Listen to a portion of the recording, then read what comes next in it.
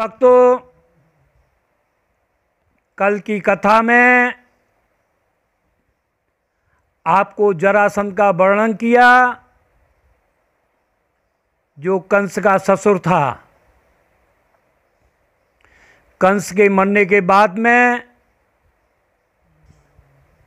उसने कई बार मथुरा पर आक्रमण किया।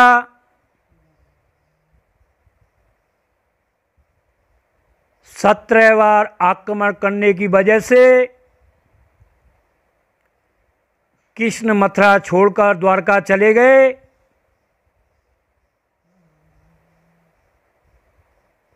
और भगवान का नाम रणछोड़ द्वारकानाथ हो गया। अब भगवान काल यवन का नाश करने के लिए मुचकुंद की गुफा में गए। मुचकुंद ने पूछा, आप कौन हैं? कृष्ण बोले, कंस रूपी जन्म लेने वाले कालनेम को मारकर आया हूं। आप तुम्हारी तीक्ष्ण दृष्टि से इस काल यवन का नाश कर दिया है। कंस कालनेम दैत्य था। उसने देवताओं के कालमान से 100 वर्ष तपस्या की और ब्रह्मा जी का वरदान पाया, जिससे देवताओं पर उसने विजय प्राप्त कर ली। यह वही कालनेम असुर उग्रसेन की पत्नी पद्मवती से पैदा हुआ था। एक बार जरासंध का हाथी कुबलियापीड़, जिसमें 30,000 हाथियों का बल था, साकर को तोड़कर मदमस्त होकर नगर को नष्ट भ्रष्ट करने लगा। कंस ने पकड़कर उसे जरासंध की सेना में फेंक दिया। कंस के पराक्रम को देखकर जरासंध ने अपनी दोनों कन्याएं अस्ति और प्राप्ति कंस को दे दी। इसी प्रकार महिष्मती नरेश के पुत्र चारण, मुष्टकात, 5 भाइयों को कंस मल्ल युद्ध में जीतकर लाया था।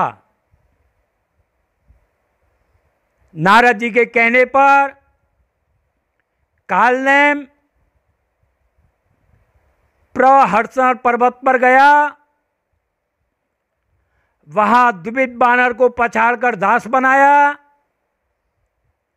फिर उसे लेकर ऋषयमुख पर्वत गया। वहां केसी दानव को पछाड़ा। कंस मल्ल युद्ध में कुशल था। एक दिन उसने महेंद्राचल पर्वत को भी उठा लिया, जहां परशुराम जी रहते थे। परशुराम जी क्रोधित हुए। कंस ने क्षमा मांगी। फिर परशुराम जी ने उसके बल की परीक्षा ली और कहा, कंस, इस धनुष की प्रत्यंचा चढ़ा सकते हो? और कंस ने प्रत्यंचा धनुष की डोरी को चढ़ा दी। यह वही धनुष था जो विष्णु जी ने शंकर को दिया था। शंकर जी ने इस धनुष को, त्रिपुर ब्रह्मांड को नष्ट किया था। बाद में शंकर जी ने धनुष परशुराम जी को दे दिया और परशुराम जी ने कंस को दे दिया और कहा जो इस धनुष को तोड़ेगा उसी के हाथ तेरी मृत्यु होगी। भगवान ने मुचकुंद राजा का वो परिचय दिया और कहा मैं उसी कालनेम को मारकर आया हूं। भगवान सत्यभामा के साथ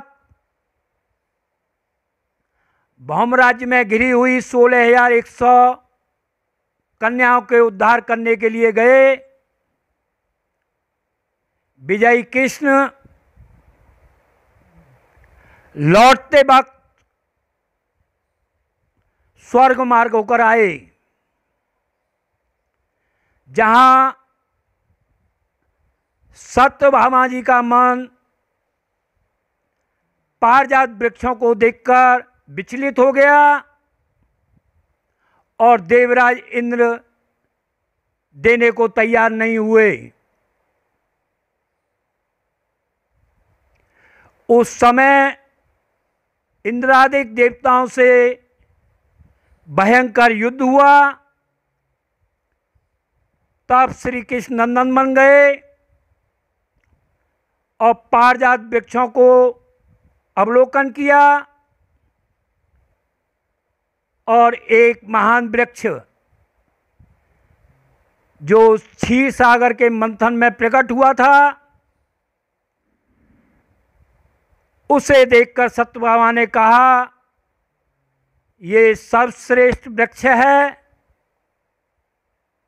कृष्ण ने हंसे हंसे उखाड़ कर गरुड़ की पीठ पर रख लिया।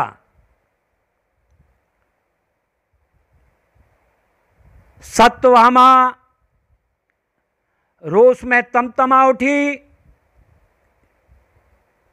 और कहा यह संपूर्ण लोगों की संपत्ति है, तुम रोक नहीं सकते। उन्होंने इंद्राणी से कहा, उसे बड़ा रोष हुआ। उसने देवराज को विवश कर कहा तुम वृत्रासुर के विनाशक हो, भय को छोड़ो। इंद्र सभी देवताओं सहित गजरात ऐरावत पर बैठकर युद्ध भूमि में पहुंच गया और भयानक युद्ध होने के बाद में इंद्र को परास्त होकर अपने घर में लौटना पड़ा। अब भगवान पारिजात वृक्ष को ले आए हैं और आगे की कथा का वर्णन आज की कथा कप्ताह में नहीं हो पाई है। आगे की कथा आपको कप्ताह में बताएंगे, आप सुनते रहिए।